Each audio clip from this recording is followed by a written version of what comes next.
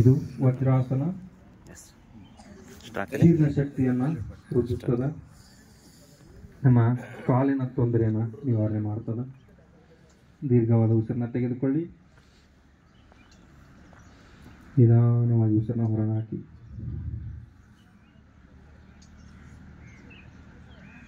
Slowly ಕಣ್ಣುಗಳನ್ನು open ಮಾಡಿ. ನಾವು ವಿ ಪ್ರಾಕ್ಟೀಸ್ ಅರ್ಧ ಉಷ್ಟ್ರಾಸನ. ಮುಂದಿನ ಆಸನ ಅರ್ಧ ಉಷ್ಟ್ರಾಸನ. ನಿಧಾನವಾಗಿ ಇದ್ದ ಸ್ಥಳದಲ್ಲಿ ಮೊಣಕಾಲ ಮೇಲೆ ನಿಂತ್ಕೊಳ್ಳಿ. ಎಸ್, ನಿಧಾನವಾಗಿ ನಿಮ್ಮ ಎರಡೂ ಕೈಗಳನ್ನು ಸೊಂಟದ ಮೇಲೆ ಇಟ್ಕೊಳ್ಳಿ. ನಿಮ್ಮ ಮೊಣಕೈ ಇದೆಯಲ್ಲ ಅದು ಹಿಂದೆ ಹೋಗಿರಬೇಕು. ಎಸ್, ಉಸಿರನ್ನು ತೆಗೆದುಕೊಳ್ತಾ ನಿಧಾನವಾಗಿ ಬ್ಯಾಕ್ ಬೆಂಡ್ ಮಾಡಬೇಕು, ಹಿಂದೆ ಬಾಗಬೇಕು.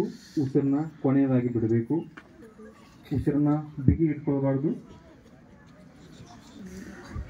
ಎಸ್, 5 4 3 2 1. ಸ್ಲೋಲಿ ವಾಪಸ್. ಎಸ್, ಮತ್ತೆ ನಿಧಾನವಾಗಿ ಕೈಯನ್ನು ಕೆಳಬಿಡಿ. ವಜ್ರಾಸನಕ್ಕೆ ಬನ್ನಿ. ಗುಡ್. ದೀರ್ಘವಾದ ಉಸಿರನ್ನ ತೆಗೆದುಕೊಳ್ತಾ ನಿಧಾನವಾಗಿ ಉಸಿರನ್ನ ಹೊರಹಾಕಿ. S, complementary poster. ಇದರ ವಿರುದ್ಧವಾಗಿ ಮಾಡ್ತಕ್ಕಂಥ ಆಸನ ಶಶಂಕಾಸನ.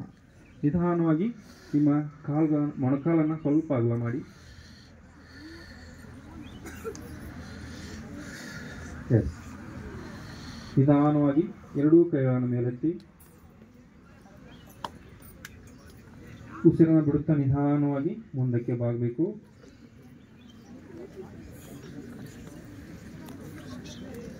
ಎಷ್ಟು ಸಾಧ್ಯವಾಗ್ತದಷ್ಟು ಮುಂದಕ್ಕೆ ಬಾಗಬೇಕು.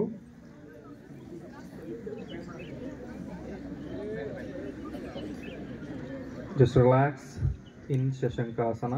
ಶಶಂಕಾಸನದಲ್ಲಿ ವಿಶ್ರಾಂತಿಯನ್ನು ಮಾಡಬೇಕು. ಯಾರು ಕೂಡ ಪದೇ ಪದೇ ಹೇಳಬಾರ್ದು. ಒಂದೇ ಸಲ ಬಾಗಿದಾಗ ಮಾತ್ರ ಅಲ್ಲೇ ಇರಬೇಕು. ಎಸ್, ನಿಧಾನವಾಗಿ ವಾಪಸ್ ಬನ್ನಿ.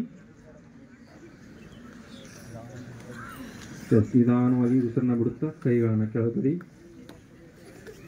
ನಿಮ್ಮ ಮೊಣಕಾಲುಗಳನ್ನು ಕೂರ್ಚಿ. ಎಸ್, ನಿಧಾನವಾಗಿ ಕಾಲುಗಳನ್ನು ಮುಂದೆ ಚಾಚಿ.